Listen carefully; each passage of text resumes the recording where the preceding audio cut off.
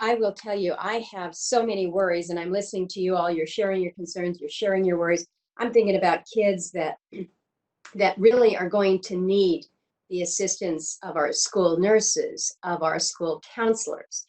I'm worried about those kids who were doing okay before COVID, but now they're going to be looking at a school year where they are part of the homelessness group. There are families now that are homeless. I think about our Anchorage School District, for instance, where we have over 90 plus different languages that are the home languages in the Anchorage School District alone, how these non-English learners are going to be adapting to this. I want to begin my question first, and this is probably directed to you, Dr. King. So much of the success, if we are in a truncated school week or school year, so much of what we have dealt with has relied on the fact that our kids are able to take a laptop, have access to their teachers through through the internet here.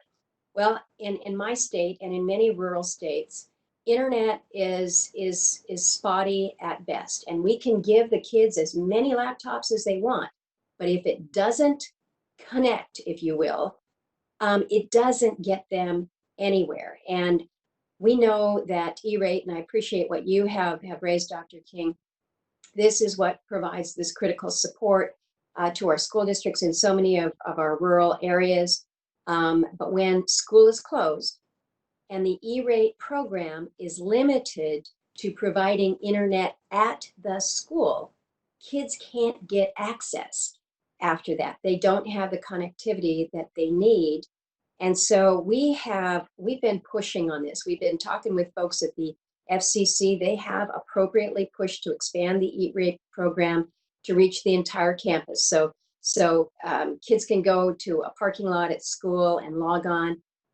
But what we're told is that without changes to statute, they can't provide support for tele-education into students' homes. And this is really problematic for us in Alaska. I'm sure it's not the only obstacle that our school districts are dealing with. Ours are getting really creative, putting literally a dish up on top of the school buildings. We know that we've seen great support from many of our telecom providers providing for free internet to families during this initial COVID launch, but will they be there to provide that support in the fall if this is indefinite? And so I guess the question is whether or not there's any integrated review of the issues that are going on to provide some recommendations to this committee for reforms in a future bill. Because with the schools coming on in August, no answer in sight for so many, I'm just not sure how you make it happen, because it looks good on paper. But again, if you haven't connected, these kids are left out. Dr. King? You're exactly right. You know, the school health libraries broadband coalition has suggested a sort of comprehensive strategy that would cost, I think, $5.25 billion to try to make sure that every student has access to the internet.